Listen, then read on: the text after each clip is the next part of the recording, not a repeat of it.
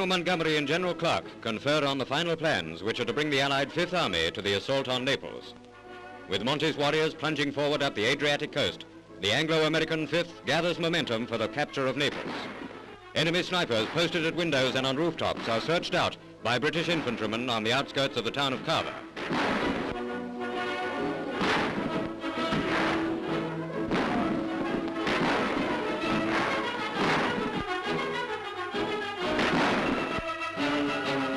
Mortars are brought up to deal with machine gun posts and strong points.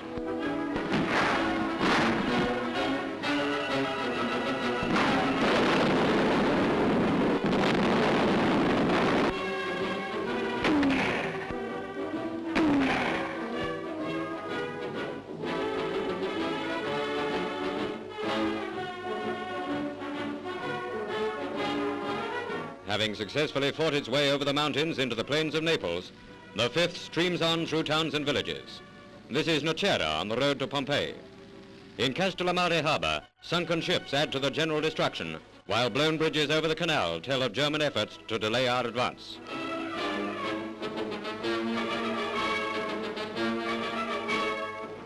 Vesuvius smoulders in the background, while a broadside from a squadron of Sherman tanks is sent into the German lines.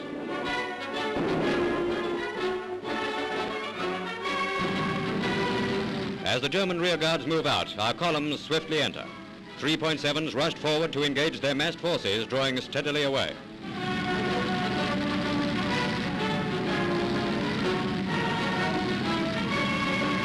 In the early morning, British and American units making their final drive on Naples, entering the town of Scafati.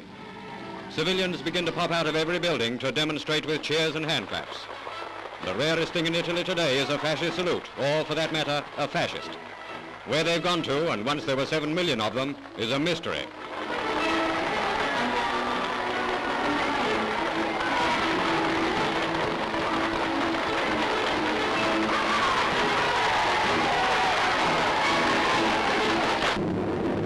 Tactical Air Force bombers shown in these RAF film unit pictures are being sent in to make the German retreat as difficult and costly as possible. American Mitchells, leaving Naples behind them, make heavy and concentrated raids on the northern exits from the city.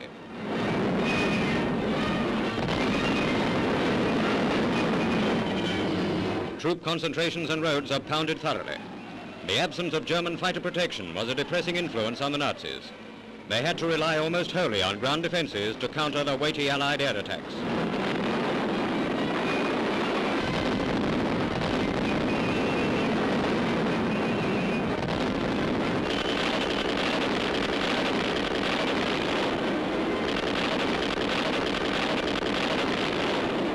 Americans advancing from Adgerola emerge from a large tunnel in the mountains, the only pass which cuts through the range.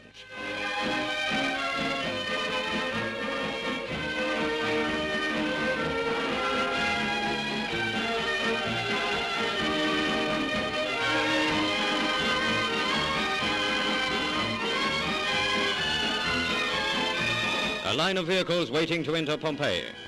Italy's celebrated sightseeing spot for tourists has an influx of visitors which eclipses all previous records.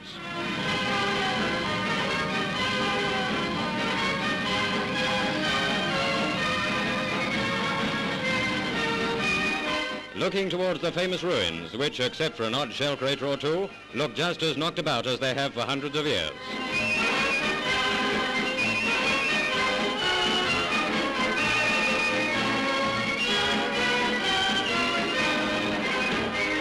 Resting place of 3 British war correspondents at Scafati.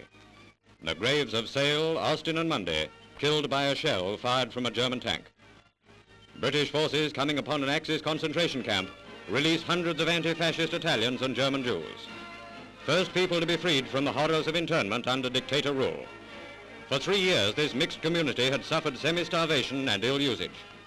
While life there was not to be compared with German concentration camps, the internees were subjected to many indignities. Czechs, Poles, Yugoslavs, Negroes and Chinese were numbered among them. Our first consideration was food. Rations were issued, and those things which had been denied them made available by their liberators. The sorrows of 3 years of torment were partially dispelled by kindness, which for them had vanished with the years. Many firm friendships had been formed in the camp.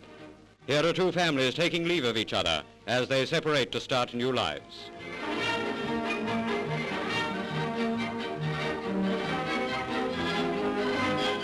A young Jewish couple had been married in the camp where they met.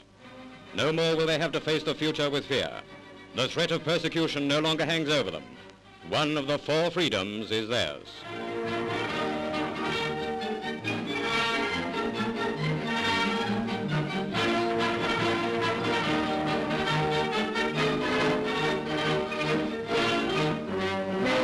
Havoc created in Naples has been greatly added to by demolition and destruction carried out by the Germans. This is the ruined front door into the city. British troops were the first to enter. The biggest prize yet to fall to the Allies in this campaign. They swarmed into the city and out again with scarcely a pause, leaving other forces coming up behind to complete the occupation.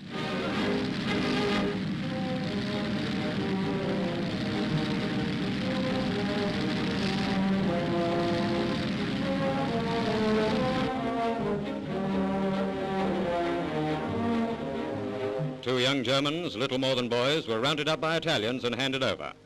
Bordering on tears, the juvenile Nazis must feel that the world's against them. They're right.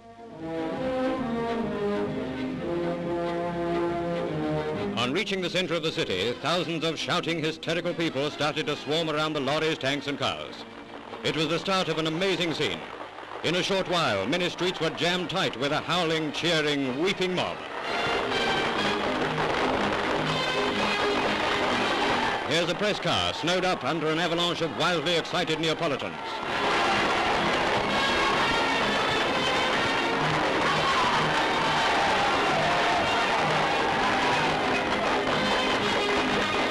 See Naples and die from laryngitis. This was Italy's second most important city in the year of, good gracious me, 1943.